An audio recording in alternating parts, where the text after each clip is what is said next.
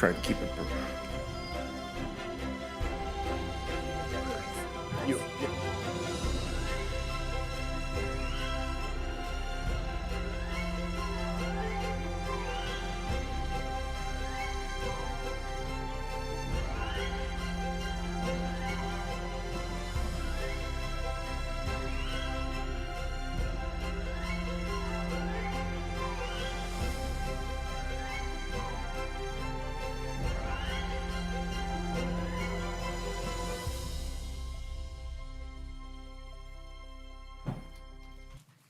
Good afternoon. If you'll please stand and join me in the Pledge of Allegiance. Ready? Begin. I pledge allegiance to the flag of the United States of America and to the republic for which it stands, one nation, under God, indivisible, with liberty and justice for all.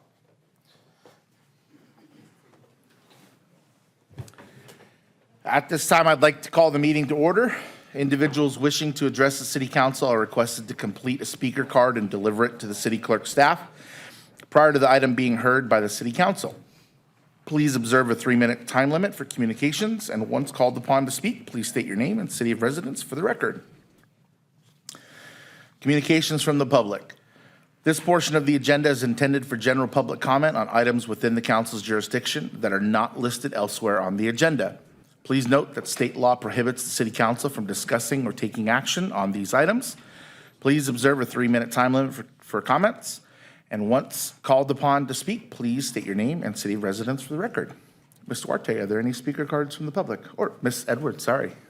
Mayor, we do not have any speaker cards for communication from the public. Okay, so I'm going to take these a little bit out of order to give some time for some discussion. We're going to start with number 3, which is the Fall Policy Workshop date. Brett Channing, the Assistant City Manager, will present this item.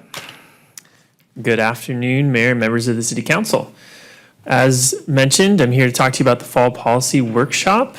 As you are aware, the city has 2 workshops throughout the year, one in the spring for a financial workshop and one in the fall for policies. And so we are here this afternoon to ask the City Council to provide direction for a date for the Fall 2023 Council Policy Workshop. As you see on the screen, staff had originally proposed September 28th as a potential date. However, there seemed to be some conflicts with that date, so staff went back and explored a few other dates into October and November. So historically, these workshops have been held on a non-council week and on a Wednesday or a Thursday. So as you see in green, there are the identified dates that are not in a council meeting week and on a Thursday or Friday. So you have October 11th, 12th, 25th, 26th, November 8th, and 9th. And we didn't really want to go much later than that because then you get into the Thanksgiving holiday. So with that, I will be turning it back over to the City Council to provide direction to staff on a potential date, and happy to answer any questions you may have. Brett, could you put the dates back up for us? Yes, there you go. I agree that November's probably going to be pretty busy for a lot of folks. And other than maybe some crazy Halloween decorations, does anybody have any issues with looking at October? No? Jim? Preferably not October 26th. Okay. Everything else is good. What's on the 26th? Certainly. Senator. Not October 11th. October 12th works for me, 12th to the 26th. I can do 12 and 25. That's good to me. 12th is my birthday. See? Perfect. We'll put a gift. 12th it is. Okay, everybody good with October 12th? Someone's got to bring the cake, though. Yeah. Yeah, I'm the one that said 12. All right, so you're bringing the cake. Okay, good. Brett, looks like October 12th is going to be the date. Great, thank you. All right, so moving to item number 1. This is going to be a discussion on proposed sidewalk vendor requirements. Joanne Coletta, Planning and Development Director, and Rachel Botka? Did I say that right? Botka? Code Compliance Supervisor will present the item. Thank you and good afternoon. As you indicated, Rachel and I are back here before you today to once again revisit the sidewalk vendor requirements. We're going to just give you a quick overview of what we've done in the past and what we've already presented, but really the goal here today is to present to you some options that staff has come up with in order to put into an ordinance and to also let the city council have that discussion so we can try to move forward on seeing if we can develop a new ordinance. Ms. So- Coletta, I'm Yeah. sorry to interrupt you. I just realized the mistake that I made. Ms. Edwards, was there any speaker cards for the fall workshop policy? Mayor, sorry, we did not have any speaker Okay. cards. Thank you. I'm sorry, Ms. Coletta. Please continue. That is okay, it's your meeting. So with that, I will go ahead and turn it over to Rachel, and she will start off this presentation. Okay, today the ask for council is to discuss and provide direction to staff on the proposed recommendations to include in an ordinance for sidewalk vendors. A little overview of what's going to be discussed today in this presentation is going to be the relevant state law, SB 946, prior council discussions on street vendor ordinance, some proposed recommendations in comparison to other cities, code compliance resources that we have currently and ones that we would like to propose, and lastly, a timeline. A sidewalk vendor is a person who sells food or merchandise upon a public sidewalk or pedestrian path, either from a push cart, stand, display, pedal-driven cart, wagon, showcase rack, or any other non-motorized conveyance. A little bit about SB 946 in review. It became effective in 2019 and was adopted into the California Government Code. It was established, it had established regulations for sidewalk vendors, and local agencies are to allow sidewalk vendors in accordance with provisions of this law. Vendors in violation would only be punishable by an administrative fine. Administrative penalties set by the state for violations associated with a vendor, violations associated with a vendor that has a permit. The first offense is $100, the second is $200, and anything 3 and above is $500. And administrative penalties set by state law for violations associated without a vendor permit. The first violation, which is a little bit more, $250, the second is $500, and anything 3 and up would be $1,000. So if the city council recalls, we had prior discussions on this. We first introduced the state law to the council at the committee of the whole in October of 2021. At that time, we provided you an overview of the state law, and we came to you with 2 ordinances that were already adopted. One was in the county of Riverside, and the other one was in the city of Riverside. And we chose those because they were our neighboring cities. From that meeting, the council wanted us to really go back and look at other jurisdictions to kind of get a broader understanding of what other cities are doing. They also wanted us to do an outreach to any sidewalk vendor community as well as to the Chamber of Commerce. Staff came back to you a year later, which was at the Fall Policy Workshop in September of 2022. And we provided you an overview of the regulations that were put in place by 25 other jurisdictions when it comes to sidewalk vending. We explained to you that at the time that there was no organization or point of contact for a sidewalk vendor community, so we had no communications with them. And at the time, we did reach out to the Chamber of Commerce, but we did not get a response to meet. So really from the Fall Policy Workshop, the direction from the council was to really come back with some recommendations that balance protecting the public, but also at the same time trying to encourage those vendors with some entrepreneurship. And also looking at lowering the burden of getting a street vendor permit so we can bring some of those vendors into compliance rather than working not in compliance with our ordinance, and to bring back some of those options for the city council to consider.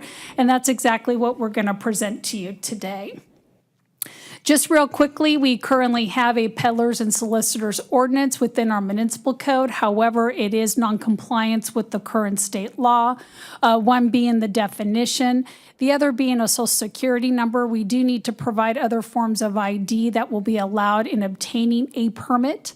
Our hours of operation are also limited. According to state law, we can limit the hours of operation in a residential zone.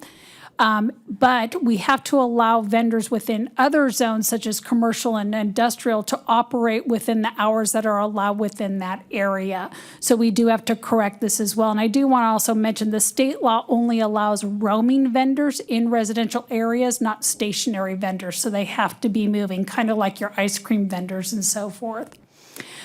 We do have within our ordinance that a vendor in violation of our CMC is considered a misdemeanor, and as Rachel stated, the only thing we can really do is impose administrative fines, and we do need to come up with time, place, and manner restrictions. And where our ordinance is more restrictive, again, is that we do the criminal background checks. So we did present to the council at the fall policy workshop some of the typical development standards that we found in the 25 other jurisdictions. That's the list that you see before you today. Most of them were pretty consistent, requiring the vendor permit, the business license. Those that were selling food did need a county health department permit. Some jurisdictions did require liability insurance, and this was a topic that was really discussed amongst the council and will need to continue today as well.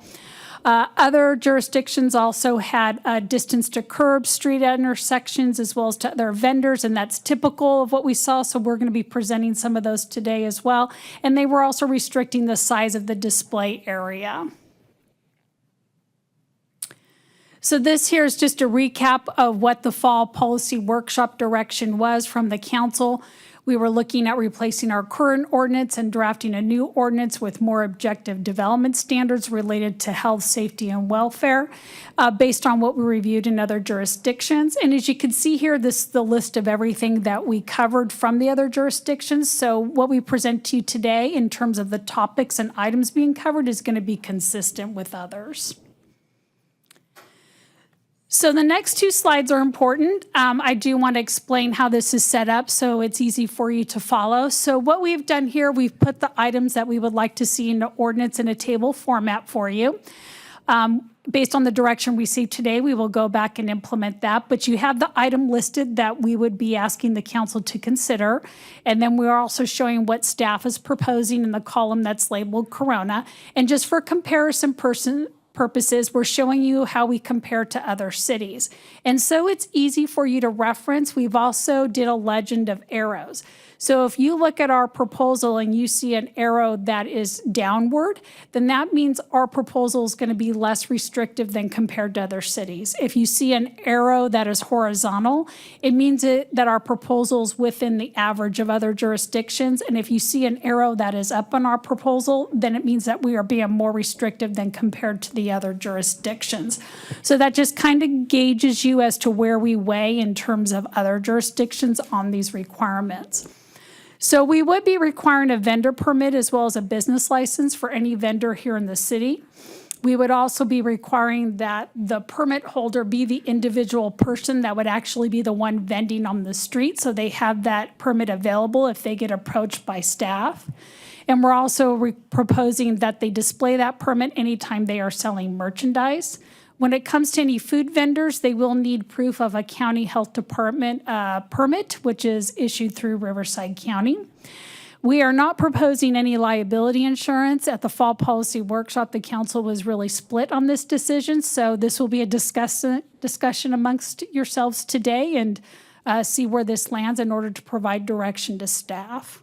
And then also having a trash receptacle when it's in relation to a food vendor. Operational hours, just for residential only, we would do 8 a.m. to sunset, which is typical of other jurisdictions. However, when it comes to the distance between vendors, we are being a little bit more restrictive. We are proposing one vendor per block. This is really more of an ease when it comes to enforcement by code compliance. If you have vendors on the same block, they're going to have to go out there and actually, okay, do we have a tape measure? What are we doing? But if you actually separate it by a block, which is property between two intervening streets, it allows it to be more flexible and not as not encumbering for the code compliance staff, but it also breaks up having vendors all in one cluster. Distance to building entrances is proposed at 25 feet. Pedestrian in front of a display is 4 feet, and that's our current requirement today. Distance from any fire hydrant would be 15 feet. Distance to any curb would be 1.5 feet. And distance from special events would be 200 feet. And the size of the cart or any display area would be limited to 50 square feet. And when it comes to some of the procedural changes that we are looking at, we are proposing to remove the background checks required for the individual vendors. And in doing so, it will allow the vendor permits to now be issued by the Planning and Development Department instead of the Police Department. They are the current department that issues the solicitors and peddlers permits. So the proposal would be to change that over to our department since it's our staff that's doing the enforcement. Okay, this slide is our current processes that we go through currently when we encounter unpermitted vendor out in the field. And then I'm going to review some of the proposed processes for when the ordinance is updated. Currently, we have the application materials provided in English. They are provided out in the field when we do encounter an unpermitted vendor. And we do have currently 4 Spanish-speaking inspectors, so they also do translate out in the field as well, since it only is in English if needed. The applicants, once they fill out the application, they need to return it back over to the police department, and that process takes 4 to 6 weeks due to the background check and the live scan. What we are proposing is, when the ordinance is updated, is to provide the application in English and Spanish. We want to make the application packet not only available at City Hall, but also online. Code compliance will still provide the vendor permit information out in the field and translate if needed. We would like to create a sidewalk vendor packet with information for the vendors on vendor permits, business licensing, imprinted doors, and other programs from economic development. And lastly, we would like to propose the physical permit be issued at City Hall in a day, and that's only if we do remove the background check and the live scan. So with that, this is the timeline. It shows you the history and it shows you where we're at right now. So the goal today is to get feedback from the council on the recommendations that you saw in the table. Once we get that, we will come back to the city council with an actual ordinance and propose it for adoption. So once again, the ask is to discuss and provide direction to staff on the proposed recommendations to include in a sidewalk vendor ordinance.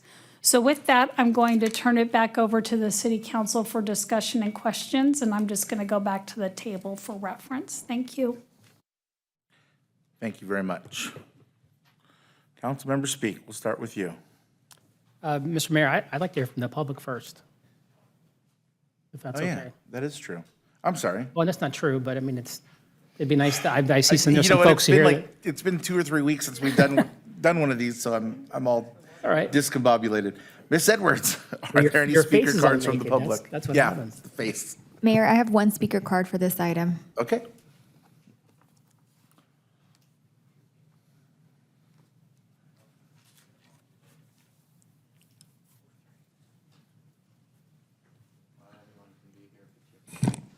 Welcome back, everybody. This is, it's a positive development. I think everybody in the community that I know takes advantage of the street vendors, and they really enjoy having them around as long as we have some reasonable rules. I was curious if there was if anybody had, they mentioned in the presentation that there wasn't an organization, like an overarching group that represents them. I'm kind of wondering what they had to say about it, what the input was. If there had been any, formal kind of outreach or documentation of what the problems that they had, or how they thought the process might work better, or what their experiences were. It sounds really interesting to go talk to them to find out what they'd have to say about it, the proposed rules versus what we have and what the problems might be. I've actually done that kind of stuff before in a similar situation in a previous iteration of Joe Morgan, and so I'd like to offer my assistance, and because I really am not very good at Spanish, Marta's also volunteered to kind of help out too. So kind of like to offer to team up if that's something that you think could be useful, just to go out and talk to people and see what they have to say about it, bring their feedback into here, since none of them seem to be here. So thank you very much. Thank you.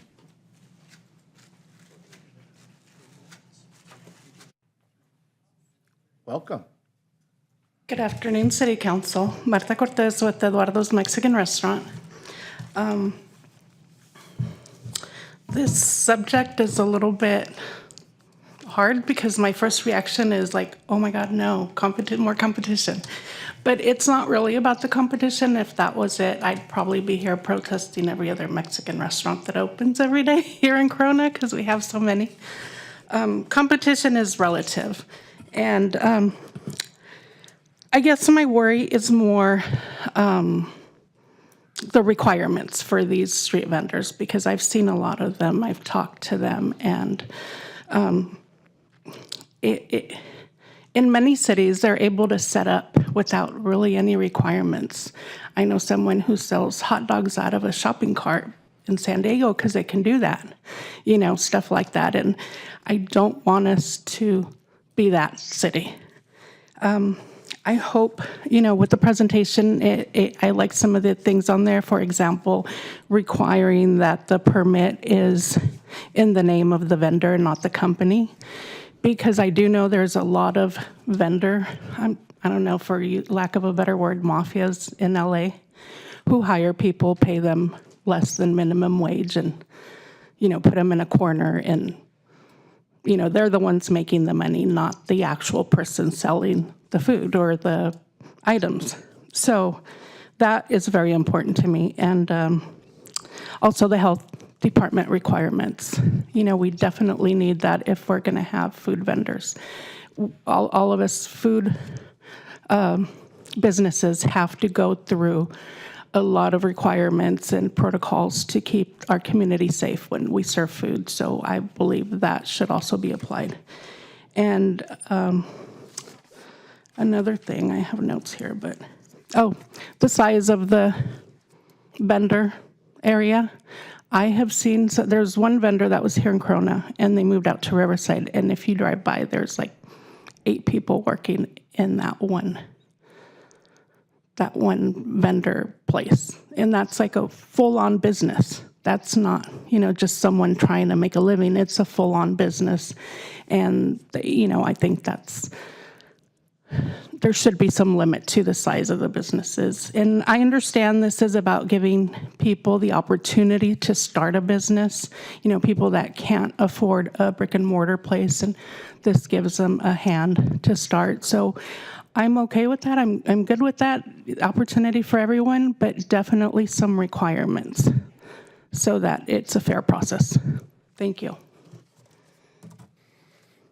Thank you.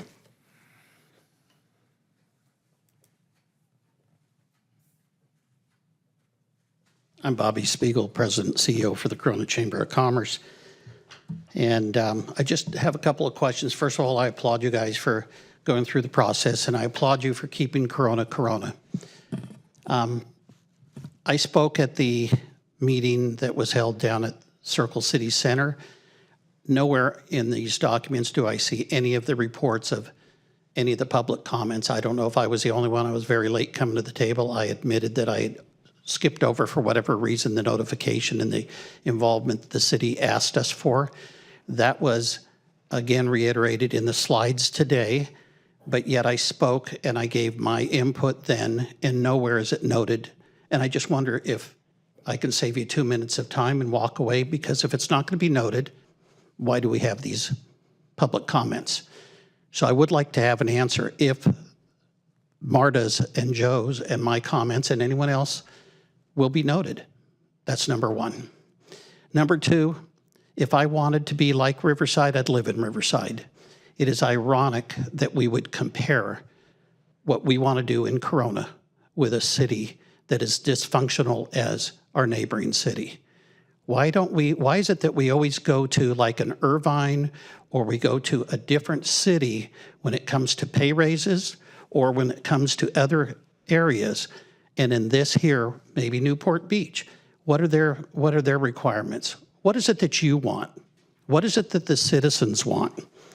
I would like to just show you this slide here. Do we have that? Yeah. So this was Mother's Day weekend, and this is on Rimpaw and Circle City Drive. And they're at every corner, and those, it is amazing. And I look at the flower shops that are trying to survive on the busy days, and that's their bread and butter, and then these things are allowed. That's more than just a small little vendor. That's an ongoing business. I would like to also just mention that some of the comments that I made last time, I'm all for you guys doing rapid permits, but I challenge you to do the rapid permits for the brick and mortar businesses. Those are the people that are employing people. They're the ones that are paying the taxes. They're the ones that are paying your city staff's salary. They're the ones that are providing the parks and all the other things. And then I challenge you, if you are involved with a nonprofit, who do you go to for donations? That street vendor or the brick and mortar business? I'll be glad to answer any questions. Thank you. Thank you. Ms. Edwards, are there any more speakers? Mayor, we do not have any more speaker cards. Okay. Councilmember Speak. Thank you. Can we bring up the slides? I agree. I think some of this we're doing because we're being forced to by the state, which is, there's always a long list of things we're being forced to by the state. I like a path for people to do the right thing. I know we were split last time. I don't remember what the split was last time on the liability insurance, but I steadfastly in favor of, you have to have liability insurance. Absolutely. And we'd ask our city attorney if you know, something was to happen and someone had a permit and we didn't have a requirement for liability insurance. I think that's a great case for that. And it's typically not a lot of money. People tend to think it's a tremendous amount of money. It's not. It's a very small cost to do business. I like the idea of it being a smaller location. I think I don't have any issues with that. I'm really just interested in making sure that we're providing a fair playing field, at the same time protecting public health and our local businesses. Let's see. Can we go? I think that was all on this page, right? Okay, yep. Operational hours, distance to buildings, those are all fine. Size of the cart, good. Yep. Next one. That's it. Okay, so yeah, removing the background checks. I agree. I think that I think Ms. Cortez brings up a really good point. I have had some time to go out and talk to some street vendors, and I'm very blessed that my wife speaks Spanish, and we went around and talked to quite a few, and spoke to a lot of the guys that sell fruit. Not one of them owned the cart. Not one of them. They were working. They worked there that day. They were dropped off by somebody else. And so I would love to see it in someone's name. I'd love to see this an opportunity for folks to invest in something and be in a business, not just be employed and paid cash to work for someone else. I don't know how we do that. I guess I'd look to staff to try and figure out what the solution would be to that. But having someone that doesn't, that the idea of this is to provide a pathway for folks to own their own businesses and show that piece. I'd like to find a way to do that other than to continue to employ or have folks that are basically just being, farmed out and dropped on corners. Several spots all around the city. I've talked to several of these folks, and like I said, not one owned the location. And I even had my wife come up and ask in Spanish before I got there to make sure it wasn't just because there was a old white guy asking them a question, and she got the same answers. So those are my comments. Okay, thank you. Councilmember Steiner? Joanne and Rachel, thank you for the presentation. Couple clarifying questions. One of the citizens had asked me, does a roaming vendor have a time limit for staying in one spot, or would that something that'll be discussed in the time and place and manner? If they don't, we can implement that as part of this ordinance. The intent is for them to keep moving. They're not to be stationary. So we can actually impose a time limit, like no more than 2 minutes or 3 minutes, 6 minutes. Okay, thank you. And then the curfew for a roaming vendor is the same for all vendors, right? It's the same time? So right now, our ordinance has the same time for both, yes, stationary or roaming. And what the state law says, that the roaming vendors are the only ones that are allowed in residential. In commercial, you can have the stationary and the roaming vendors. The issue is that the law does not allow us to put a time limit on the vendors in commercial zones if that time restriction is more restrictive than what we allow other commercial businesses. And we don't pose time restrictions on businesses. If a business wants to operate 24 hours, they can operate 24 hours. Okay, then the last question. Does the city require liability insurance for regular businesses? I don't believe so. And we don't require it now for our current vendors. Okay. So back in October of 2021 at the Committee of a Whole, I stated that I would like to see, a whole bunch of different ordinances from surrounding agencies. And I want to combine all that and make our ordinance the most restrictive that we possibly can. The state's already telling us what we can and cannot do, but there are some things within our control. And I would lean towards making our ordinance as restrictive as possible to minimize how many vendors are on our streets. And I was the one that brought up liability insurance, and not everybody agreed with me, but I absolutely think that's $1 million is the most restrictive, and we should go with that. So those are my comments for now. Ms. Jacquet?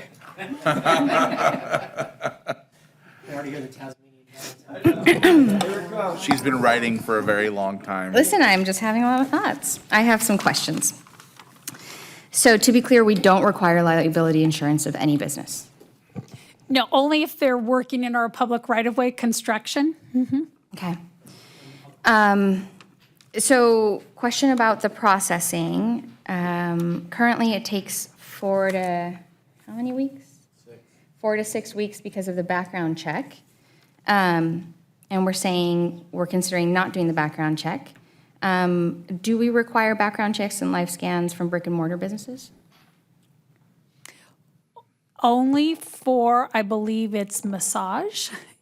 And I understand why. And I believe our cannabis is, but those were Cannabis and- yeah. But and any other massage. restaurant operator or retailer, no. Don't have to do that.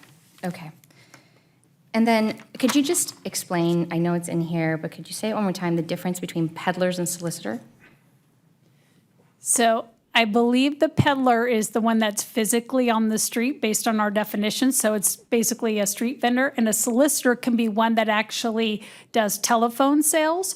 Like they're at home using their phone to solicit sales, selling insurance, and also those that probably walk up to the door. So that is the difference in the definition. Got it. And so if someone were to have a business in their home, like baking cookies or selling cakes for birthdays, and this is like their business, they're considered a solicitor, a peddler, one or the other? They are actually considered a home occupation, and the county health department actually has a permit for micro enterprise kitchens or cottage food industries. So they would actually fall in that classification, and we would just treat them as a home occupation. Got it, but it's also a business. Yes. And so the state requirements, they apply to all cities like Irvine, Rancho Cucamonga, Corona, so we're under the same, Yes. yeah. And how long does a permit for a regular business take? So we're saying that we'd like to be able to offer this a one-day turnaround permit? If it's a brick and mortar business, how long would that process take? So there's a difference. So we're trying to give this vendor a permit to actually go out and start its operation. There's really nothing associated with it in terms of brick and mortar. Brick and mortar are in a building. If they're doing a tenant improvement, that's going to require plans and it's going to require building inspections. They also have to get a permit from the health department if it's restaurant related. There are a lot more nuances involved with brick and mortar than with somebody who says, this is my cart, or I'm selling this product. You know, we have the guy that sells T-shirts and flags, and he just puts out a table and lists that up. That's not so much a building structural safety issue when you're dealing with brick and mortar. So their permit process may take some time, but if they're just going into an existing unit and they're not doing anything, they get their business license and they open up for business. There are plenty of businesses that occupy existing offices and they're not doing any improvements, and there's really no delay from our end on that. So a brick and mortar business that goes into a building that's already structurally used as a business and they're not doing any other tenant improvements gets their license the same amount of time that someone who's a peddler or a vendor would? Yes, on the business license, yes. It's good, because I was really concerned when that question was asked that we were treating these businesses differently. What we're saying is we don't. The difference is if you have a physical location and you have to make any physical changes, then that's a different thing because the building has to be safe. That's correct. Okay. Wonderful. So we don't require liability insurance of brick and mortar. We don't treat them any differently in any other role. See, I really just want to treat businesses the same. I want to treat all people well. I want this to be a pro-business city. And I recognize that our role as a council is really to, vote on policy that is grounded on, health, safety, and welfare of the city. It's not our role to, put the finger on the scale in favor of one business or another, whether they be on a cart, whether they be in the building, whether we like the business or we don't like the shirts they're selling. It's not our role. Our role is to be impartial when it comes to policy. So, I too want to hold those vendor mafias accountable. I would like to hold all businesses accountable, for exploiting workers. We have businesses now that are brick and mortar that employ folks and pay them under the table, pay them cash. And, I'd like to close that loophole. So, I just think that our policy needs to be consistent. We need to treat all businesses the same. So for those reasons, I believe that our proposed code amendments are good in the sense of I believe that they should have a business license. They should definitely have a permit that should be held by the individual. They should display the permit. They should, if they're selling food, have proof of a health permit from the county. I don't believe we should have them or force them to buy liability insurance for the same reasons that we don't do that to brick and mortar. We should do trash receptacle, and I would like to see our vendor permit be more along the lines of the average price rather than an excessive $40 over. And then let me go for the other page. The distances to the building entrance, the distance between vendors, the pedestrian clearance front of the display, to the fire hydrants, to the curb, to special events, all of that I'm in agreement with. So I'm in favor of these proposed amendments. Thank you. Vice Mayor? Thank you, Mayor. Well, for those of you keeping score, I think it's 2-1. I'm very aligned with Jackie, so that'll put it on your shoulders. But I do have some questions. The first question is, how many complaints does the city get about street vendors in a year? What's the average?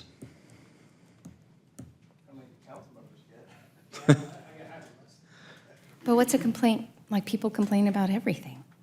Sorry. I can change the question. How many enforcement actions are there against street vendors in a year? I would say we get complaints probably 3-4 times a week on vendors. Since SB 946 was passed and we started enforcing on the weekends with taco vendors and all that, I would say on a daily basis, we're at least citing one vendor or, educating them or noticing them.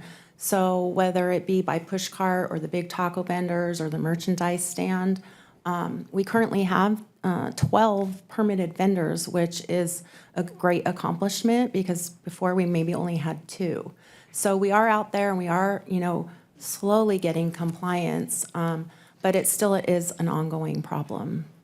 Thank you. So, and I'm just trying to put some perspective to it. So it feels like you're spending quite a bit amount of time dealing with street vendors. Affirm. And then I want to switch to the solicitors for a second.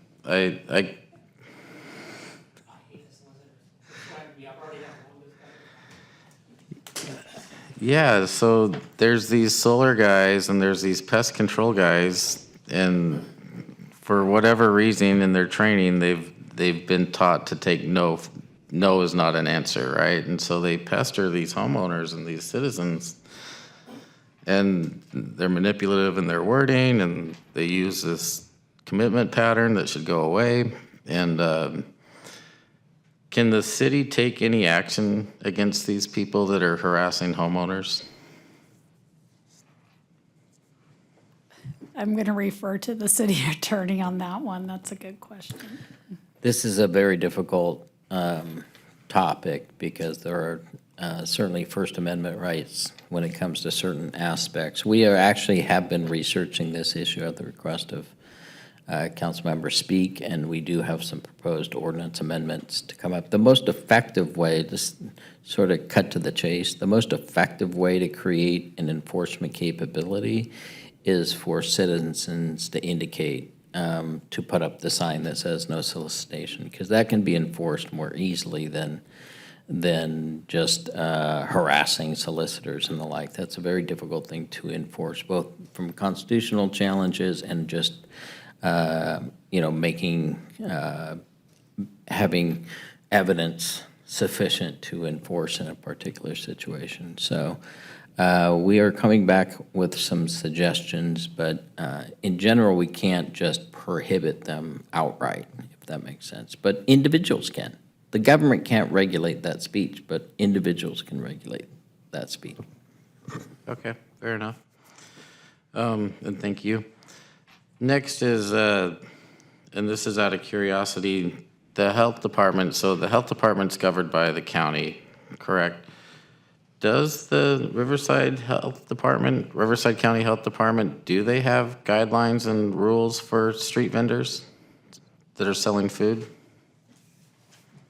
They do currently on their website have all the documentation on how to obtain a permit, how large your cart can be, the requirements, and it's a whole packet. I actually just emailed one to a citizen that called yesterday. So it's a plethora of information on their website. Okay. Thank you all for answering the questions. So to go to the graph now,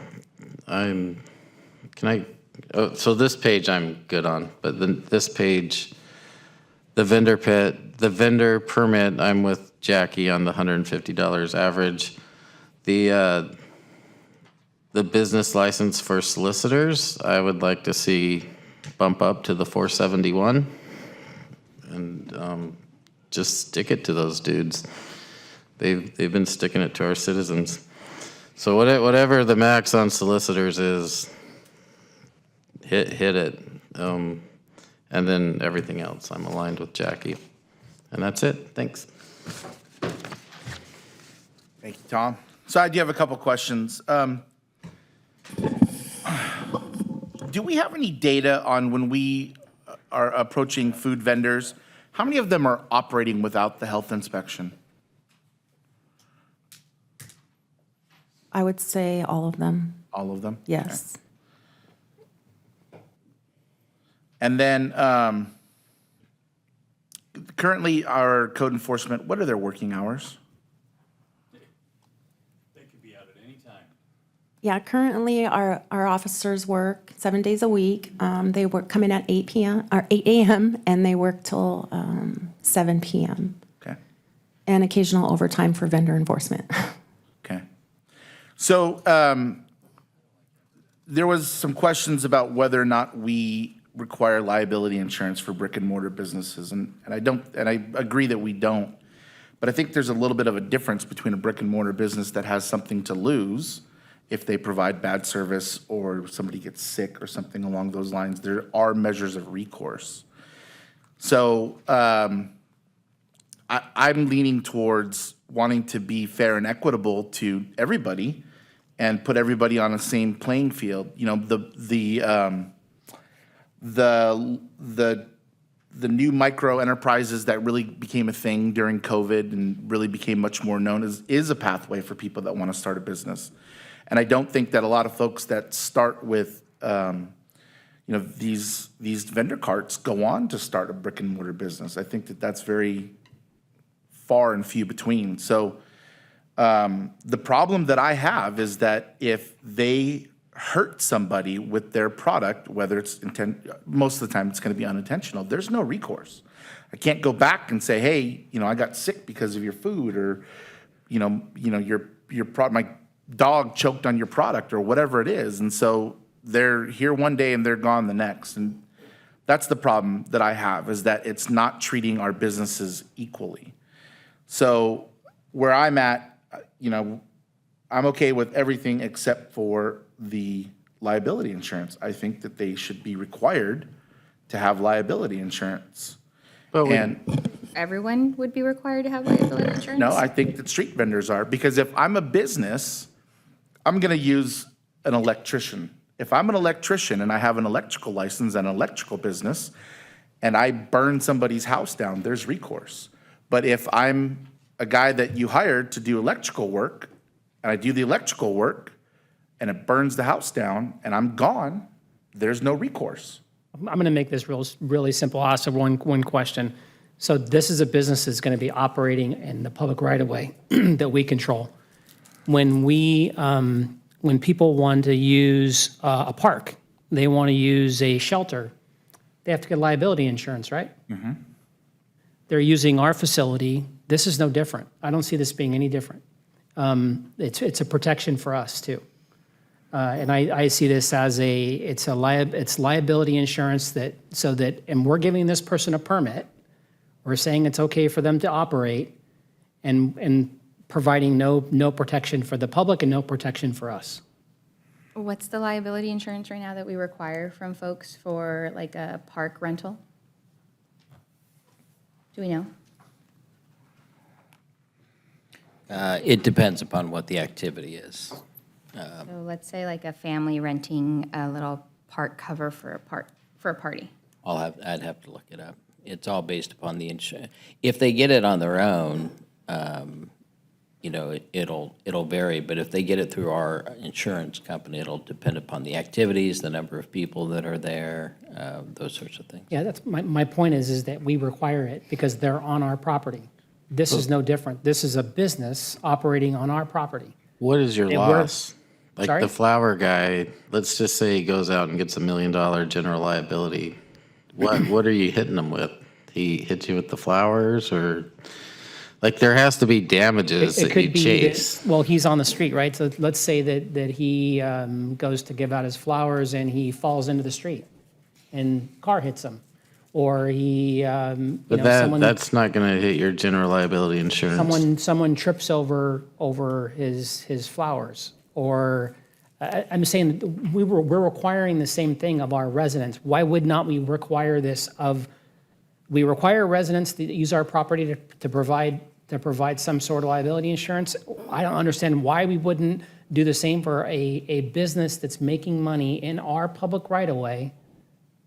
I don't see this being any different. I would be more inclined to follow that logic if the argument was that we're going to require liability insurance of all businesses. Because I'll tell you right now what this is.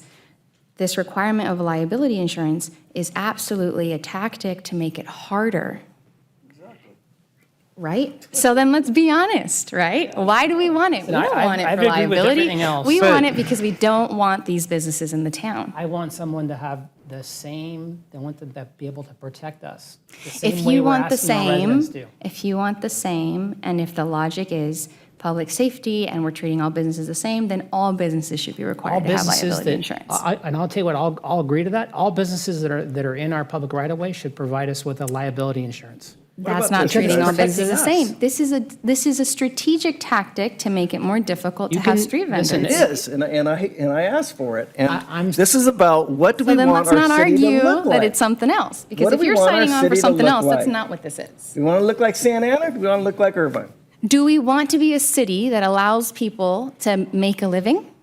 Or do we want a system and an environment job. where we treat, that is a job. Yeah. That is a job. And how is Brick that and mortars are different having a hard from, time finding how, labor, so- how is that different from the mom who's at home baking cookies for a birthday party on the weekends? How's that I different? stated my case. It's no different. It's no different except for I the things that we disagree know that are because different. the mom that's the mom that's home cooking cookies isn't selling her product on the street. She isn't producing her product on the street, and she isn't selling her product on the street. That's absolutely right. Yeah. And you That's know where she absolutely right. lives if you got a problem with it. Bingo. That's absolutely And right. So Right, because we have different levels of access. Because we are functioning from different socioeconomic classes. I 100% agree with you. It's not $1 million to get this policy. If we want liability insurance, How much is that? and if it's not a I strategy pay to $3,000 a discriminate month against people, for then I general want it for liability. everybody. It's based on what you do. Have it for everybody. Anyway, Otherwise, I- it's just a tactic to discriminate. I think we have three votes to move forward. Is there anything that we disagreed on except for the vendor permit? I'm okay with 150. I would actually, to be honest with you, I would actually change it to the business for the permit holder. Because you're going to find that 99% of these businesses are licensed to a business, not a person. I like the individual better because it's more responsibility. I agree with Person that. has to- I don't want to have to encourage the business part. I saw. Changing the permit to the I'm permit to fine. business? I'm fine I with. agree with that. I would leave it at the business, but that means the business has to have liability insurance. I'm not going to back off the liability That's insurance. fine, but I want all businesses to have liability insurance. Because the logic here is clearly biased. It is not. It Yes, is it is. not. I'll say any business that's doing business in the public right of way, sure, should have That's it. not the intention. Yeah. That is not the intention. Okay.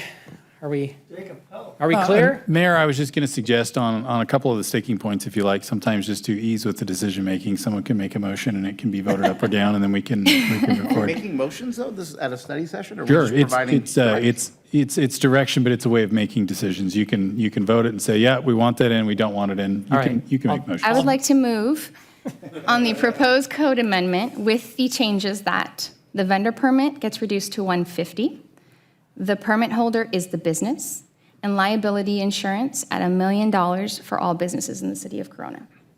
Mr. Mayor, I have a substitute motion. What was your liability, Jackie? Say that one more Whatever, time. whatever you $1 want. million? Yep, but for all businesses. Oh, no. Is there a second on that motion? No, well, I mean, I have a substitute motion, so we don't take a vote on if you have a substitute motion. You take a vote on all of them unless the second does not get voted in. Go ahead and make a substitute.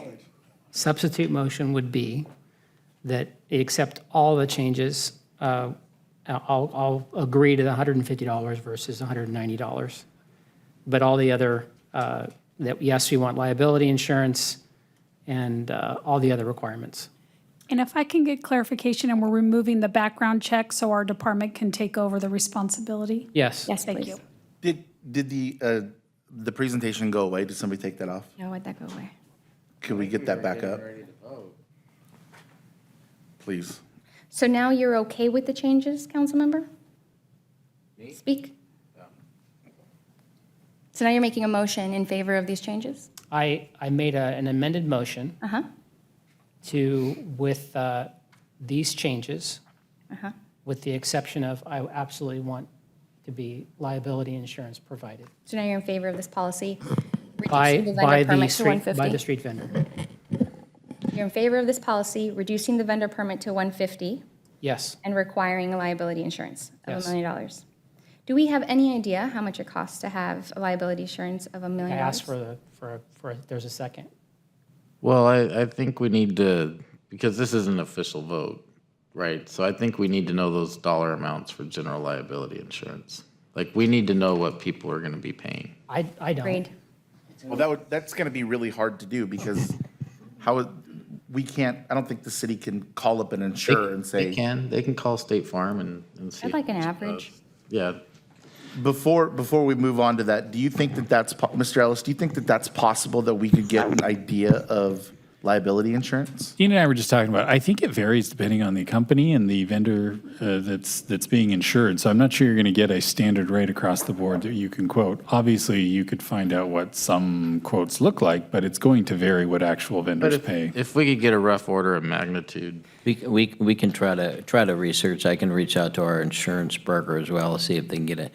It will depend also on what they're selling. You know, somebody raised the issue of food, right? Like food, you could be sued for food poisoning, whereas if you're selling flowers, you're not. So, I mean, if you're selling flowers, your insurance is going to be different than if you're selling, some kind of food product. I think it's probably safe to say that the food would probably be the highest. So why Probably. don't we, can we agree that we could, I'm just saying that I don't care what the number is. I want liability insurance. And I think that Councilmember Steiner has indicated that as well. And I know that Councilmember Richens and Councilmember Casillas are not interested in that. I have not heard a second to your motion. Okay. With the liability insurance, can I ask one more question Yeah, about this? please. So if a family wants to rent because the argument, the premise here that Councilmember Speak is saying is that they are on our property and therefore we would be liable for it. And the analogy was to someone renting a park gazebo. Would these vendors be able to sign on to our insurance the way families can sign on to our insurance for a party? I think that's possible. I would haven't want to asked- know that. I have not asked that question, but we can reach out to Alliance, see if that's something that can be included as well. I would want to know that because it is an unfair burden. And I can follow your logic. I can't follow that logic. That you think there needs to be some sort of connection for remorse. I want to see those numbers. Before I second, just confirming none of you guys like my idea of most restrictive on it. I'm fine with that. I mean, I think it's what it is, right? Well, no. Well, The then, fines are more, the permits are more. Because it absolutely is my goal to minimize how many vendors are on our street. So I would even make a substitute motion, To your substitute. make it the most restrictive that we possibly could, take the background check out of PD. And I think that was it. I think most restrictive would be to leave the background check in and keep it Well, with PD. But I'd rather PD did PD stuff, more enforcement of other things. yeah, they got enough stuff to do. So That would be my motion. Any seconds? So your motion is to remove the background check and allow, from PD, and allow the permitting to go through the building and planning department. Yeah, their recommendation plus the most restrictive of all the other recommendations. That would be my motion. That would be a substitute to the substitute Yes. motion. It'd be a substitute the amended motion. Substitute. So what you'd be looking for, Mayor, is a second to that at this point. Yeah, I just want to make sure. Ms. Edwards, are you clear on all of this and you're following this? Because there needs to be an org chart for this somewhere that somebody's writing down. Mayor, we are going to go back and watch the meeting video when we're preparing the meeting Figured minutes. that that's going to be it. Okay, so I'm still waiting for a second on any motion at this point. Look for a second on Jim's substitute to the amended. Yeah, you gotta work your way backwards. Anyone? I'll second. So then now we have to vote on that. Okay, so now we're going to vote on the amended substitute. Being clear, it's a substitute. So it's like number 2. And then we work backwards. are we voting on Jim's or Wes? And then making it the most, in the most Yes. restrictive category. That's what you're voting on now. Okay. Yeah.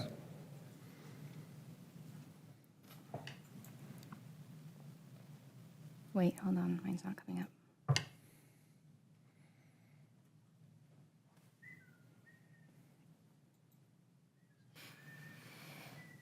Vice Mayor Richens?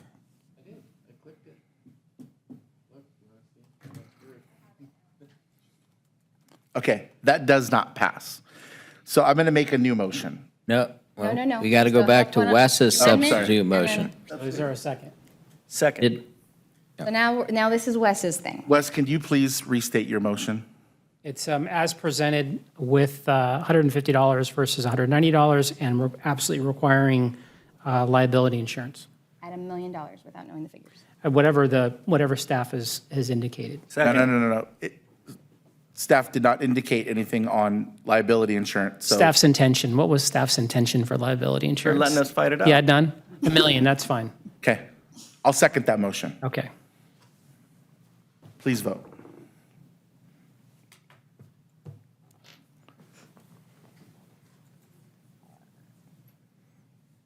Somehow passes. Okay. Good luck watching the video. Thank you. Moving on to backyard chickens. This is the review of Corona's municipal code regarding keeping of female chickens. Carmen Zambrano, City Management Fellow. What is a fellow?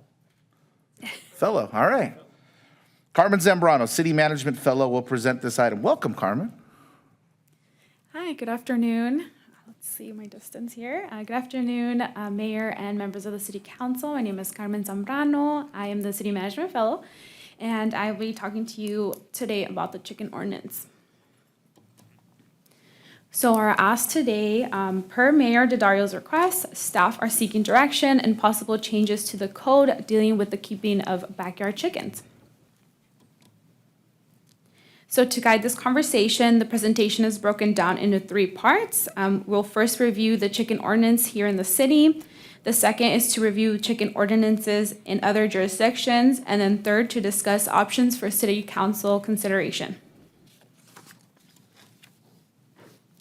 So let's start with the first part by reviewing the city's chicken ordinance that is titled The Keeping of Female Chickens under the Corona Municipal Code.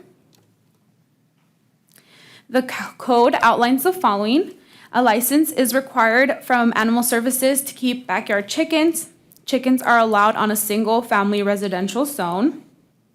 The lot must be a minimum size of 10,000 square feet. The maximum number of chickens allowed on a lot are 5 chickens. I will show you a breakdown on the next slide. To keep chickens on your lot, they must be 6 months and older. The code also outlines distance, containment, and maintenance requirements, and we'll discuss those as well. And then the commercial use of chickens is prohibited, and roosters are prohibited in the city of Corona as well. So to provide more detail on what was summarized on the previous slide, here we have the lot size breakdown of what is allowed under the current code. So as you can see, in a lot size within the 10,000 square feet to almost 15,000 square feet range, a maximum of 2 chickens are allowed. In a lot size of 15,000 square feet up to 20,000 square feet, maximum of 3 chickens are allowed, and so forth. Once you hit a lot size of 25,000 square feet or greater, you can have a maximum of 5 chickens. Regarding containment requirements, the code outlines that chickens cannot run at large on the lot. Chickens must be contained within a suitable coop, and they must be protected from the weather. Regarding maintenance requirements, the code outlines that chickens must have access to food and water. They must be kept clean and safe. Regarding distance requirements, the code outlines that chicken containment cannot be within 50 feet of any dwelling. I made a little picture for you guys here. However, the containment cannot be within 100 feet of any school, hospital, hotel, daycare facility, healthcare facility, food establishment, restaurant, or similar institution. Note that Animal Services Department is responsible for issuing licenses for the keeping of female chickens. To obtain a license, an application must be completed with a one-time fee of $116. If a complaint is made against an individual with a chicken license, Animal Services can issue a violation. After the 4th violation, the permit may be revoked. Note that in 2022, a total of 2 permits were issued by the city, and then Animal Services reported that there are a total of 20 active permits in the city. So this is a summary of the Corona Chicken Ordinance, broken down into 10 parts. I'll give you a second to review them, and also we'll revisit these at the end of the presentation.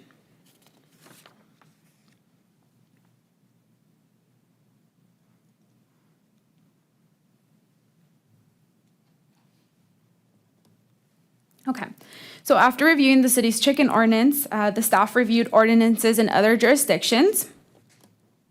So 8 non-rural neighboring jurisdictions were reviewed. These included Temecula, Chino Hills, Rancho Cucamonga, Eastville, Murrieta, San Bernardino, Riverside, and Yorba Linda. So in these first 2 tables, we will discuss permit requirements and zone requirements for neighboring jurisdictions and see how Corona compares. So in the first table, you can see that Corona requires a permit to keep chickens. When reviewing other jurisdictions, we can see that 2 other jurisdictions require permits, 2 do not require permits for backyard chickens, and 4 cities do not list permit requirements. In the second table, you can see Corona allows the keeping of chickens in family residential zones. This is similar to 2 other jurisdictions. 4 cities allow chickens on all or mixed zones, and 2 cities do not list zoning requirements. So in these next 3 tables, we'll discuss lot size, number of chickens allowed, and age requirements. So in the first table, you can see Corona has a minimum lot size requirement of 10,000 square feet. When reviewing other jurisdictions, we can see that 3 other jurisdictions have a 7,200 square feet minimum lot size requirement.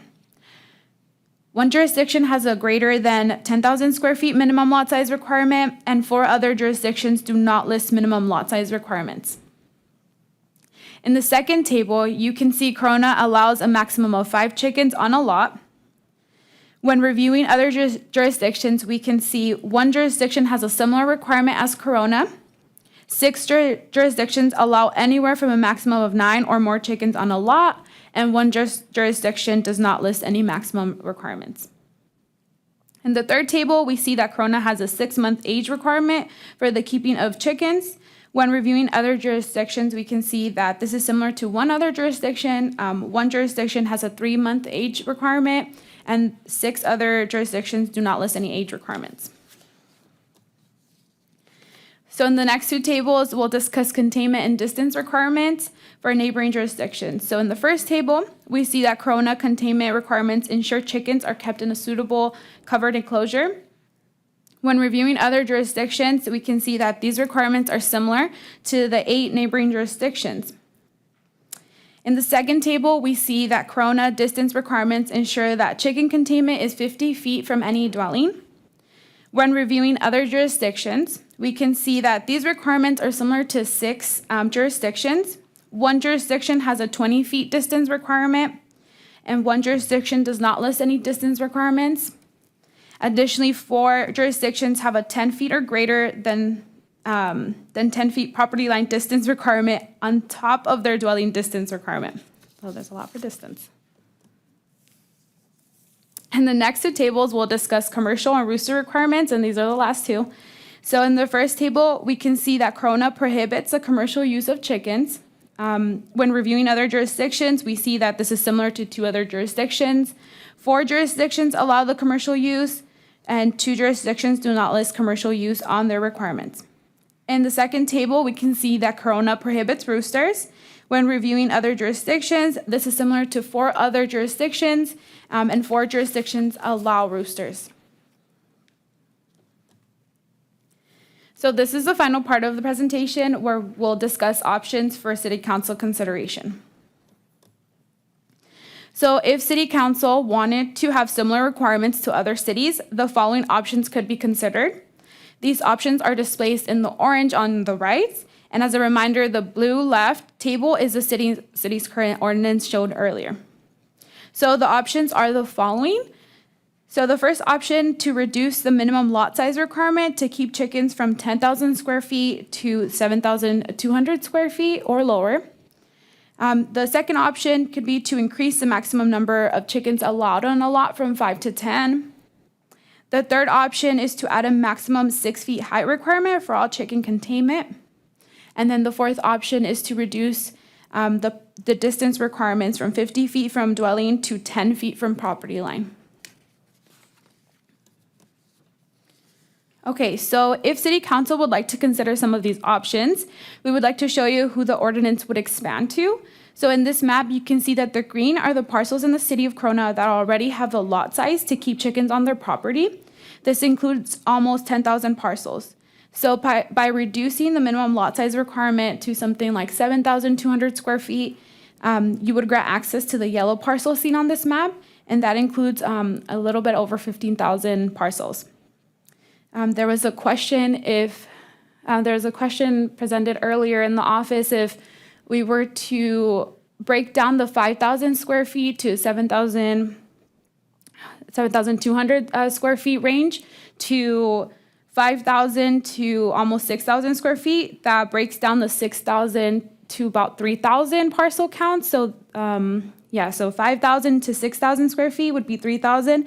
And then 6,000 square feet to 7,200 square feet are 3,000. So it splits in half if you consider the red parcel range. So I just wanted to share that. And then please note that this does not consider HOA regulations for the keeping of backyard chickens, as they might have their own rules. Ms. Zambrano, can you go back to that slide real quick? Since I'm colorblind, it's all right. Are the bottom two the same color? The 10,000 to 20,000? Yes. Oh, okay, all right. I was Yeah. like, That's all green. that's yeah. okay. I was like, man, I'm really bad because that all looks really close. All right, thank you. Normally I can tell shades, but I got it, thanks. Yeah. Okay, so here we can see the new table if the minimum lot size requirement is reduced and the maximum number of chickens is increased. And I'll give you a second to review that.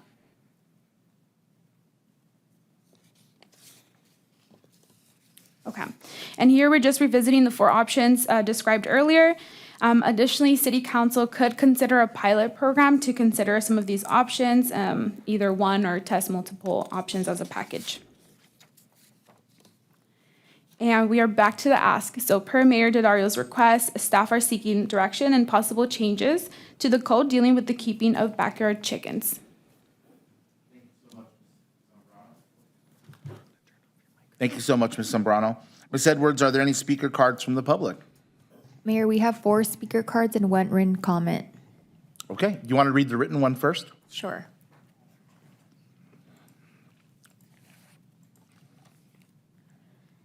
Dear Corona City Council, thank you for considering revisions to the City of Corona's chicken keeping ordinance. As a local science teacher, many of my students who reside in Corona have wanted to start their own backyard flock, only to find that the current ordinance makes it impossible. Given the rich agricultural history of Corona, keeping chickens within the city should not just be permitted, but promoted through realistic and practical policies that protect birds, owners, and neighbors alike. Backyard chickens are an incredible way to promote urban farming, reduce waste, and provide local and affordable food sources to community members. Some of the many benefits include a supply of fresh and healthy eggs from well-cared animals, great fertilizer for gardening, a waste diversion stream. Chickens are prolific eaters of kitchen scraps, and enjoyable and entertaining pets, as well as being part of the drive to create local, sustainable food systems. With the industrialization of agricultural, keeping chickens also teaches the community and our youth where their food actually comes from. Unfortunately, current city policy prohibits chickens in the majority of neighborhoods and makes keeping them impractical even on large-sized lots. There are a number of misconceptions regarding waste, smell, and noise when it comes to backyard chickens. Residents may worry that allowing chickens in the yard or their neighbors will create a smell similar to large-scale farm or poultry operations. However, a few birds that are well cared for in the backyard will create no more odors than other normal and regular backyard activities. For example, one 40-pound dog can generate about 7.75 pounds of feces a day, but it would take about 10 chickens to generate just about 0.66 pounds of waste. A small flock would create less than half the waste of a medium-sized dog. Chicken waste is also valuable source as compost and fertilizer. Regular and proper care of chickens and their coops will prevent odors, pests, and flies in the backyard, just as dog owners are required to dispose of their pet waste in a timely manner and appropriate manner under current city code. Establishing these standards for chickens would address concerns with potential smells and insects. Neighbors may also be concerned about the potential noise that a flock of chickens would make, hence create about 70 decibels of noise when laying eggs and crackling, which is around the same noise output of a regular human conversation. Mayor, the rest of the comments will be filed with the meeting minutes, and the council will also receive copies. Thank you, Ms. Edwards. Okay, if there was any speaker cards, come on down.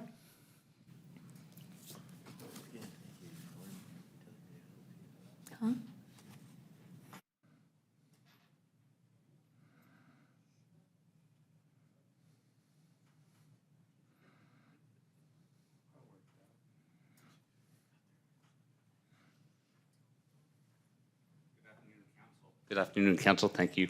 My name's Larry Novosel, City of Corona. I'm one of the ones who brought this motion forward to Mayor Daddario for this, getting chickens out here. We have no issues with the changes coming through other than the lot size. We would like it to come either to a similar to one of the cities that was done, which was lot size of 70 to 100 and smaller to allow 2 chickens, or reduce the size down of the lot to 6,000, 6,500, which then would qualify our lot for being able to have 2 chickens. Other than that, chicken noises, which seems a lot of people have concerns about, and smells, it's not really any different than dogs barking. Hens only cackle for the most part when they're laying eggs, which is usually once a day, sometimes in the morning. Sometimes it can be in the evening. It just depends on the chicken itself. Smell-wise, if they're cared for, which they should be cared for anyhow because they're still an animal, there's no real smell that comes through anything. It's, like I said, the noises seems to be one of the big issues that have come up. We went through on Next Door Neighbor, put some feelers out to see what the other public thought about, got very good responses on that. Some of them may be here today as well to speak. But the biggest concern that everyone had was the noise, and it's really not any louder than dogs barking. In fact, dogs make more noise than chickens do because they're gonna bark all day long, all night long if they get left out. And the fact that simple cars starting up in the morning with modified exhaust, they're louder than the chickens. We couldn't hear them in our house. And neither could the neighbors that we checked with. So I don't think the noise is really an issue. So again, all we ask is the lot size to be brought down. We have no problems with the permit fee. We have no problems with the distance, proposed distance 10 feet from property line. We just want to be able to raise chickens and get fresh eggs for our family to eat. And basically we know what we're feeding the chickens, so we know what we're going to get from the eggs. That's it. Thank you. Thank you.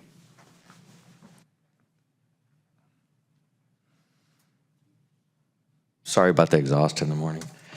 I do have a problem with the permit. I don't, look, I think you could point to benefits that license fee payers get on the dog and even the cat side. I can see what the benefits are. What's the exchange here? What's the benefit to the people? It seems like a lot like the last situation. It seems like you're putting the permit in, or putting the permit fee in there to stop people from doing it. And when you think about other agricultural kind of things that you might be doing in your backyard that might create a lot of the same problems, we don't have permits for those. If you're gardening or composting, that can stink. We had some people behind us that they had a rooster. He was kind of a dumbass with a weird kind of backwards crow, and he'd do it several times a day, and it really wasn't an issue. You know, I don't know how many chickens. I'm sure they had more than just the one, the male one that we could hear, but it wasn't an issue at all. And I think this last ordinance, when it came in, it was kind of cynically passed to make it 10,000 because nobody has a 10,000 square foot lot. There's hardly any of them in the city. I just don't see an issue with it. I know plenty of people that either have or have had chickens as pets. Do I need a permit we have koi in the backyard? Do I need a permit for those? Maybe somebody could trip and fall into the pond. It seems like a little bit of overreach. I don't think, it seemed like a lot of cities don't have the fee. I'm not sure what benefit that is. I'm also really curious about the whole underage chicken issue. I'm not sure how chicks are, if you have, some little hatchlings or whatever, why they would be somehow some kind of an issue that we need to get into. It seems completely ridiculous. I don't understand, how if you had, three little hatchlings running around, they're ostensibly illegal. It seems silly. What's the fee for? What's the fee buying? Are we going to be driving around looking, inspecting these things? Are they going to come out and give you suggestions about, how to set up your chicken coop? Make them, cool. Hey, you might want to turn it the other way, get better shade in the afternoon or something. Are they going to give you advice? Are they going to help? I don't think that's what it's for. So thank you very much. Thank you.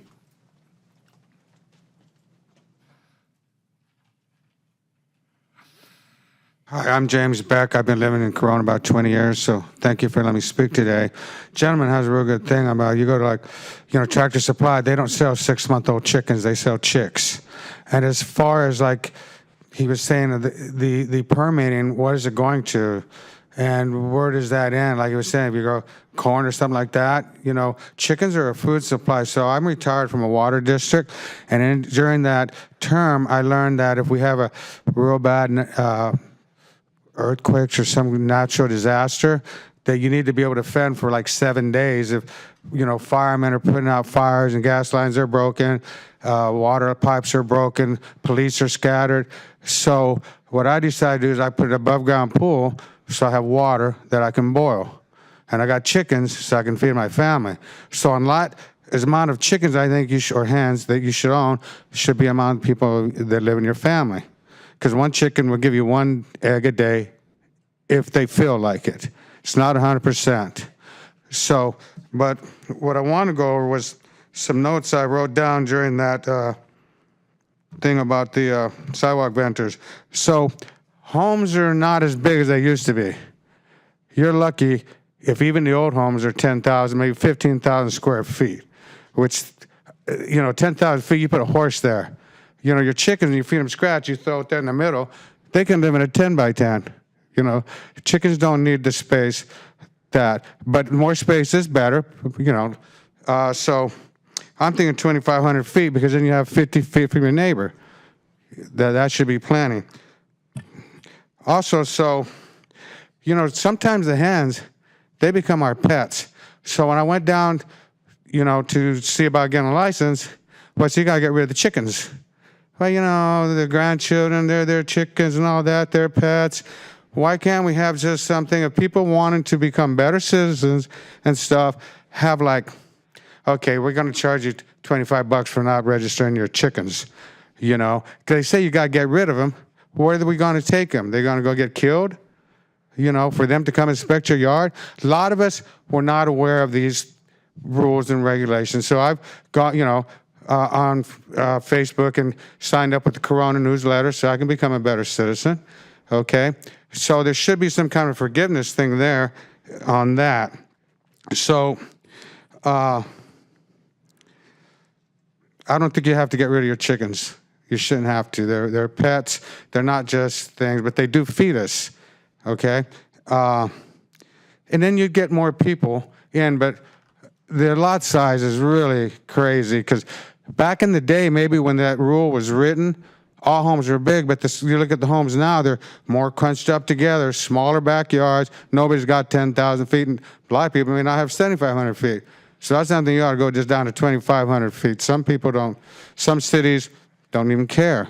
So you have to make it to where it's reasonable and where people would say, hey, this is good. And see, the thing is, a lot of us were kind of told in the days that we're zoned agriculture and we didn't need licenses, and then we found out we did. And I found out I did, that's why I'm here. That's it for your time, sir. Thank you. What's that? You had 3 minutes. We gave you a little bit extra. Oh, okay. Well, I think I've said enough, but you should all Google the size of chicken hens when you go buy them. They're not real big. You don't need that much space. Thank you for letting me speak. Yep, no problem, sir. Thank you.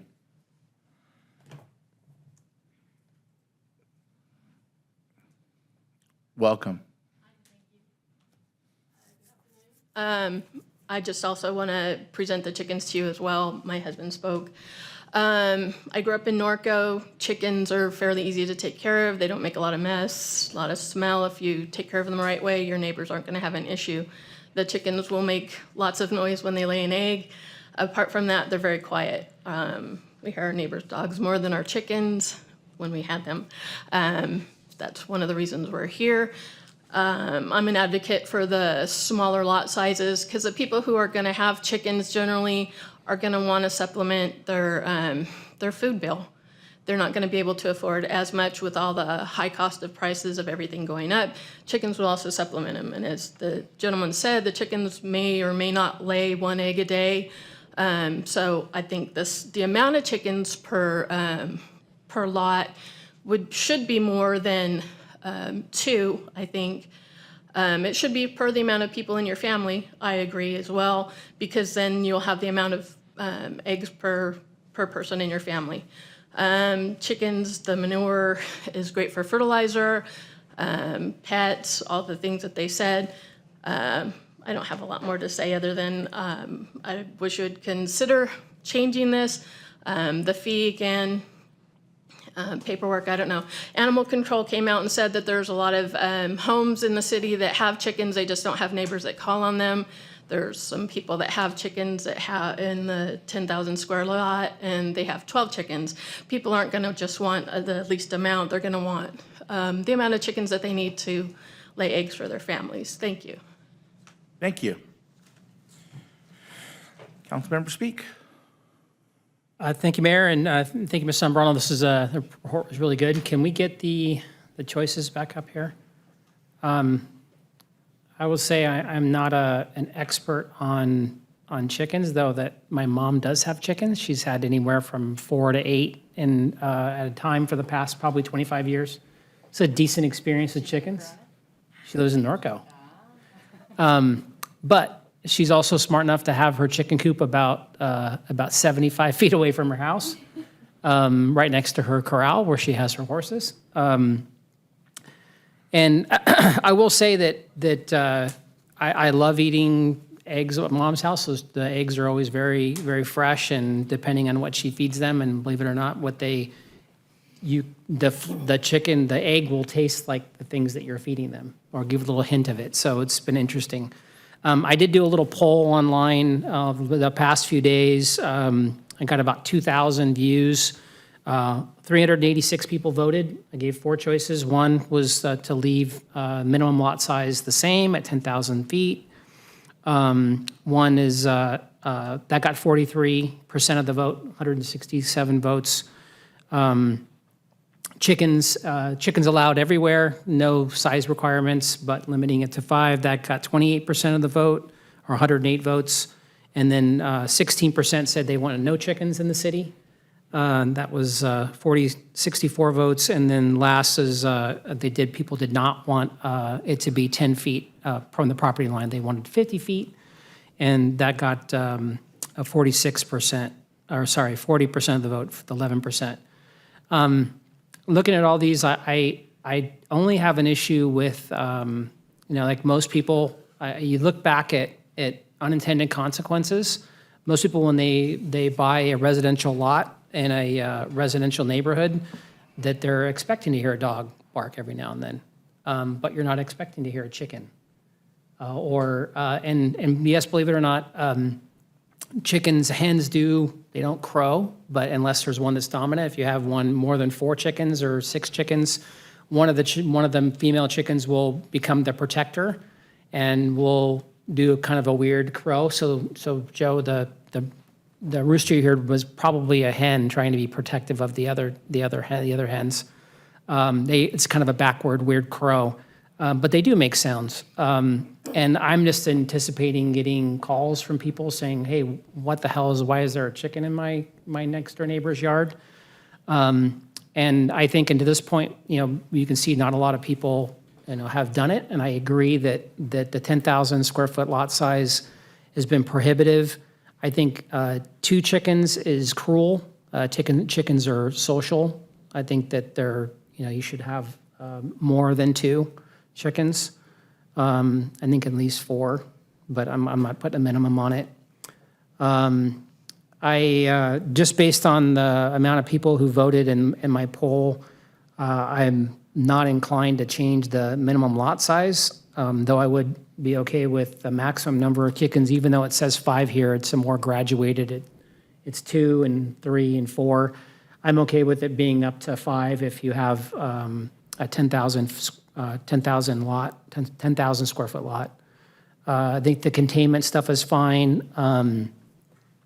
That they're in one place, and I do agree. I think if you take care of your animals, they're not going to smell. The problem is some people don't know how to take care of their animals. They forget a little bit that long. And in terms of offensive smells, chickens have their I'm trying not to say the S word. Their poop is very pungent. Has a very high ammonia content, so it doesn't dissipate, or dog poo is pungent for a couple minutes. Chicken actually hangs around a little while. In fact, I used to come to Corona, to El Cerrito, to go pick up chicken poop to put on our fertilizer, and our neighbors would complain about the smell. And then distance, I do not want to see it reduced to 10 feet from the property line. I think 50 feet from a dwelling is more in line.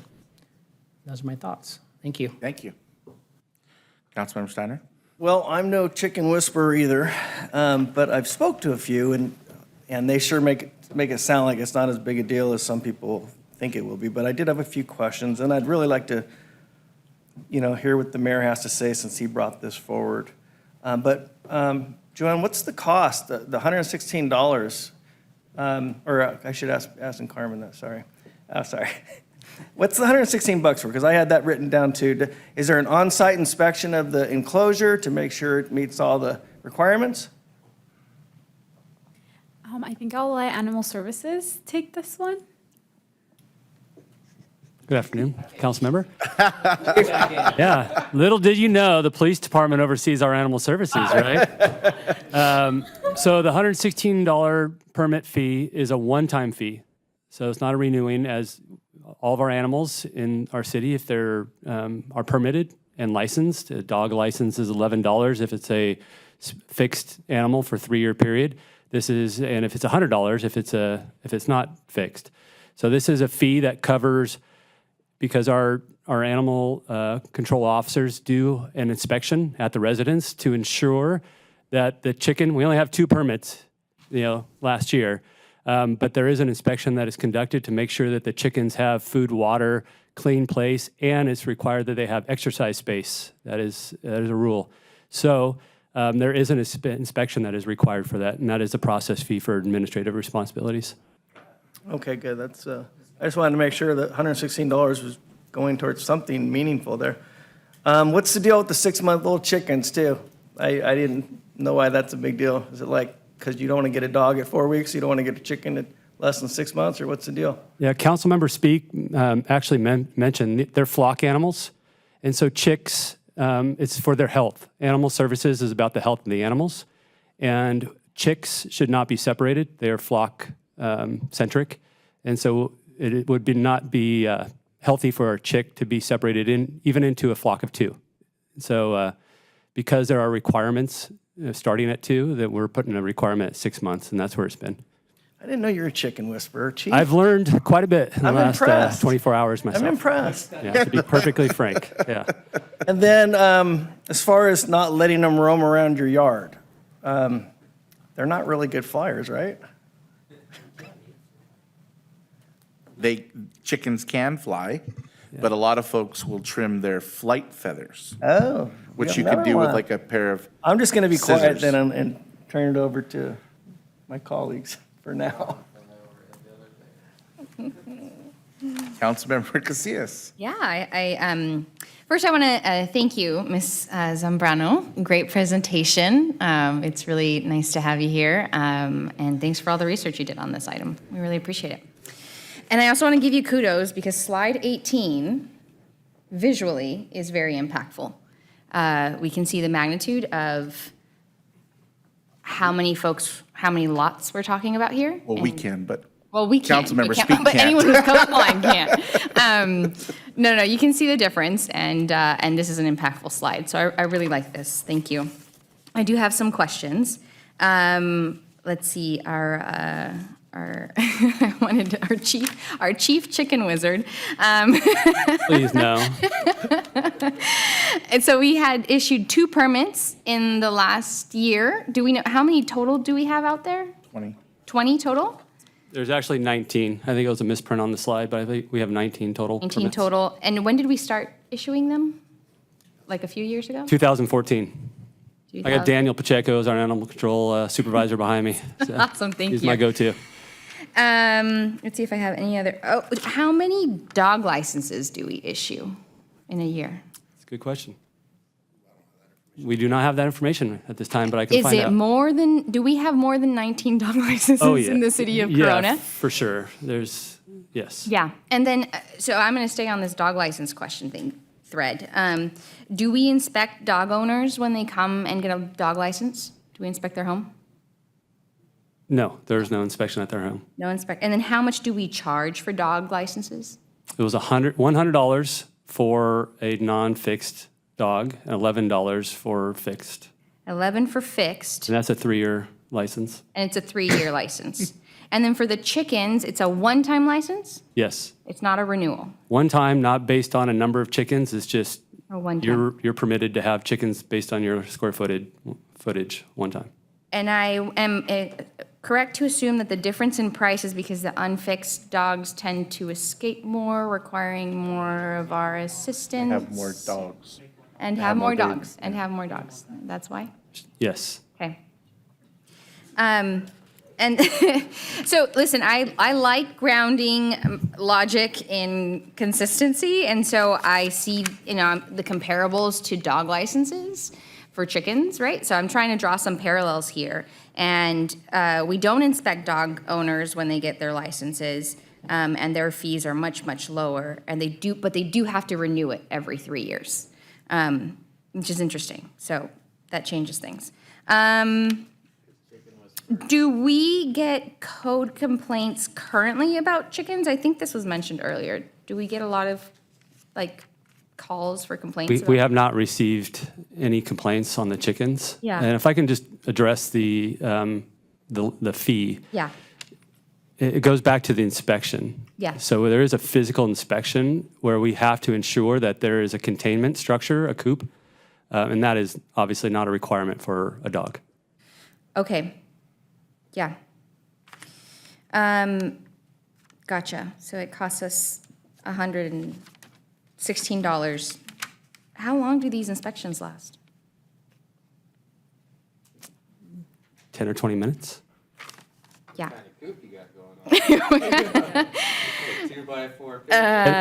And council member, it's the licensing, it's the administrative fees Yes. for the processing of the actual license. So there's the counter time, Yeah. all that is calculated into that fee Into that structure. fee? Yes.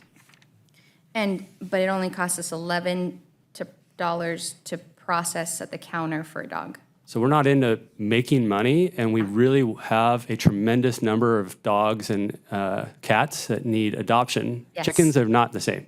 We are comparing apples and oranges. Agreed, in the type of animal, but I'm trying to find the logic in the rate.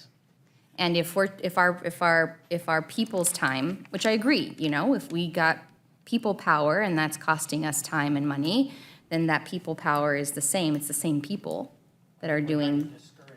But ma'am, I think you're misunderstanding our fee structure. Yes. Is we're encouraging adoptions of animals, licensing of animals, because there is a significant health risk to having unlicensed dogs in our neighborhoods. Is not the same with chickens. Okay. But are we trying to discourage chickens? We know that by allowing chickens in smaller properties, we will increase our response. I think all of council understands that we don't receive chicken calls now because our 10,000 plus square foot lots.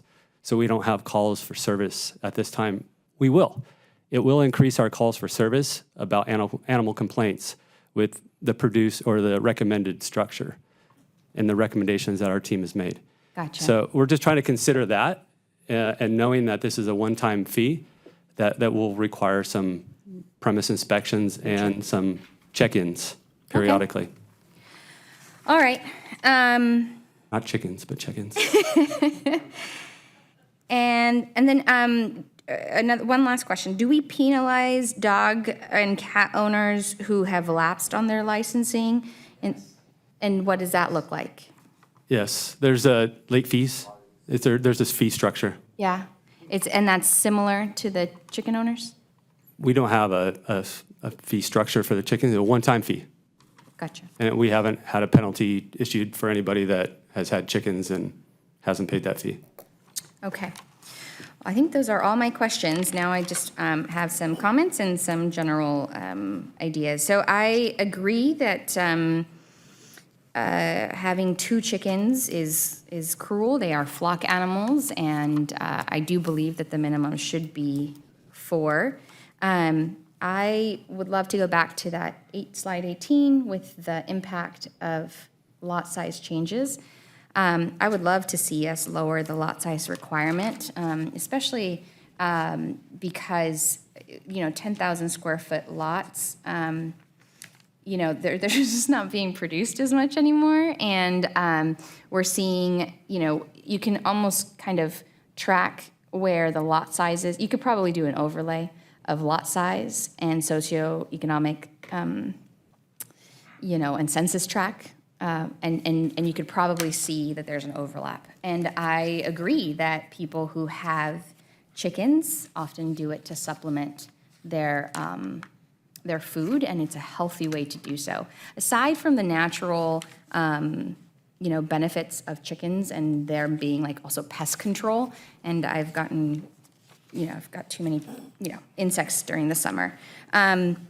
So I would like to see a proposal of us reducing the lot size to 5,000 square feet and increasing the very lowest minimum up to 4 chickens.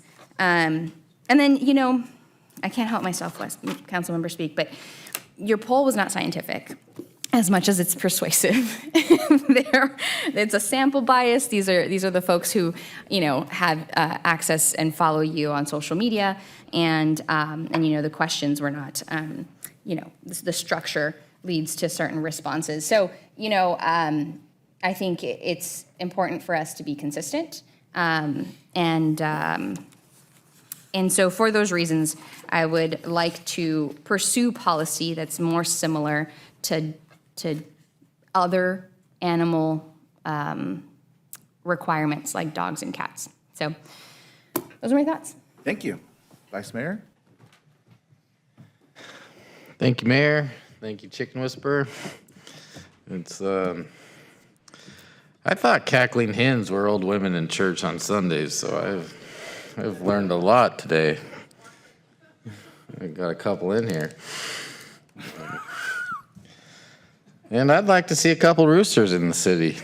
Like it's, I'm not talking about Jacob. Oh, good. I don't know where this rooster is, but, and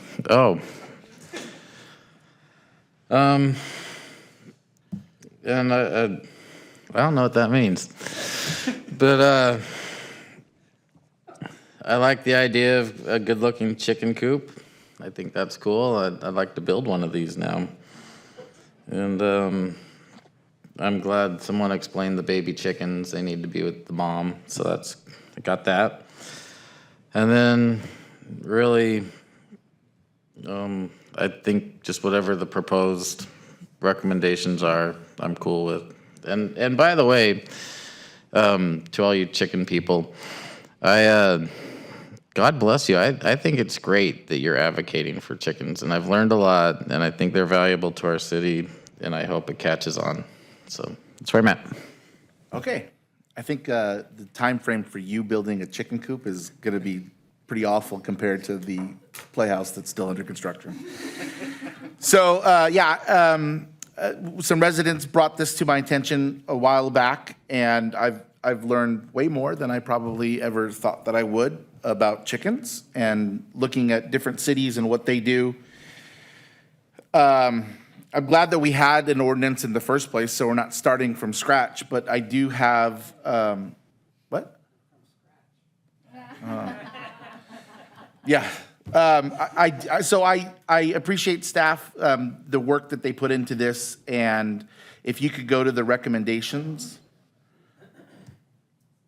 So I too believe that the lot size should be smaller, and that the maximum, or the amount of chickens, I think the amount of chickens should be kind of, it should grow the bigger the lot sizes, but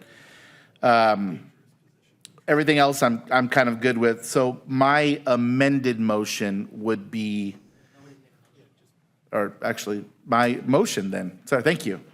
My motion would be to reduce the lot size to 5,000 square feet, and allow on 5,000 square feet 4 chickens.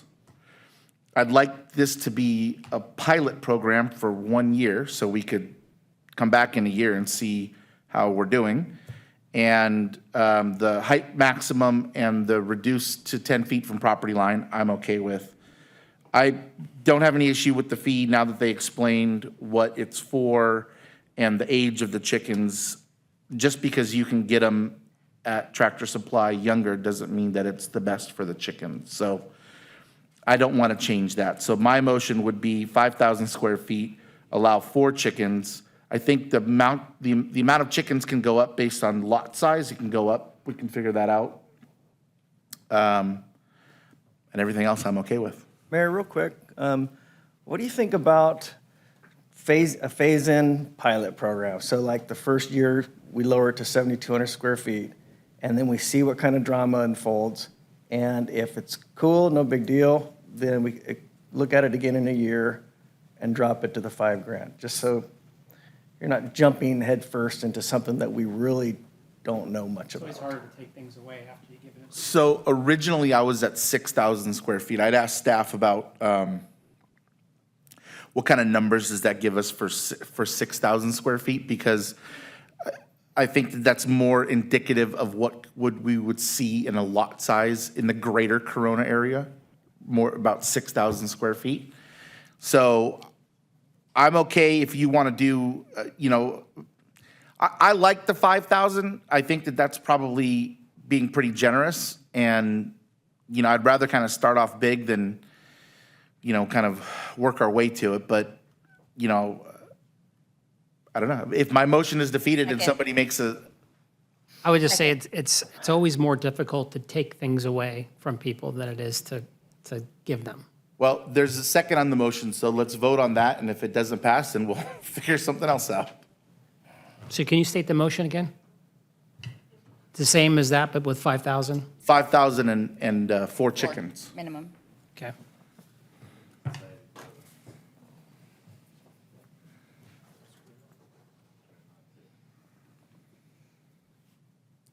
Everybody vote? I voted, city clerk.